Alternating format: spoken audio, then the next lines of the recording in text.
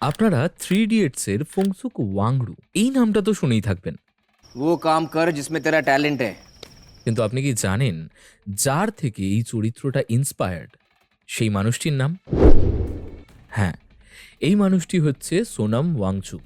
তিনি জন্মেছিলেন 1 সেপ্টেম্বর 1966-এ। তিনি একজন ক্লাইম্যাট অ্যাক্টিভিস্ট, ইঞ্জিনিয়ার এবং এডুকেশনাল রিফর্মার। ইন রিসেন্টলি আপনারা নিশ্চয়ই শুনেছেন সোনাম ওয়াংচুককে এনএসএ অ্যাক্ট লাগিয়ে তাকে জেলে পাঠানো হয়েছে। And right now, viewers, Sonam Wakchuk arrested by Ladakh police. Huge update coming in. Sonam Wakchuk has been arrested. তবে আপনারা কি জানেন সোনাম ওয়াংচুকের আসল দাবিটা কি ছিল? তিনি চেয়েছিলেন লাদাখের রাজনৈতিক ক্ষমতা যেন লাদাখের স্থানীয় মানুষদের কাছে যায় এবং তাদের জমি, সাংস্কৃতিক পরিবেশ এই সব কিছুর মধ্যে একটা কনস্টিটিউশনাল যেন প্রোটেকশন থাকে, আর যেটা কন্ট্রোল করবে লাদাখের লোকজন। এই দাবির জন্য সোনাম ওয়াংচুক 2024 সালের মার্চে 21 দিনের হাঙ্গার স্ট্রাইক করে।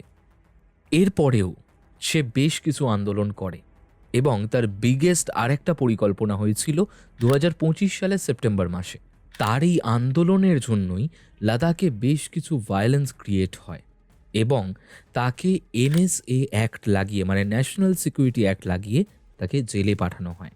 এবং যাতে ভায়োলেন্স বেশি না বাড়ে তাই জন্য তাকে লাদাখের জেল থেকে শিফট করিয়ে যোধপুরে জেলে পাঠানো হয়। এখন সোনাম ওয়াংচুকের স্ত্রী গীতাঞ্জলি আংকমো সুপ্রিম কোর্টে তার স্বামীর ওপর লাগা এনএসএ অ্যাক্টের ওপরে পিটিশন দায়ের করে। Sonam Wakchuk's wife has now moved the Supreme Court, filing a petition seeking his unconditional release. যেটার নাম হ্যাবিয়াস কোরপাস পিটিশন।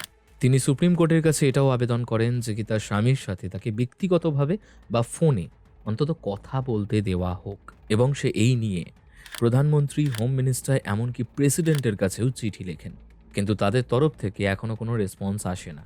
শেষমেশ একটাই কথা, সোনাম ওয়াংচুকের মতো একটা মানুষ, তাকে এনএসএ অ্যাক্ট লাগানো মানে ন্যাশনাল সিকিউরিটি অ্যাক্ট লাগিয়ে তাকে জেলে পাঠানো, এটা মনে হয় না কোনো ভালো কাজ। বাদবাকি এটা নিয়ে আপনাদের কি মতামত সেটা অবশ্যই আপনারা কমেন্ট সেকশনে জানাবেন। ভিডিওটি ভালো লাগলে অবশ্যই ফলো এবং সাবস্ক্রাইব করে দেবেন আমাদের চ্যানেলটাকে। Thank you.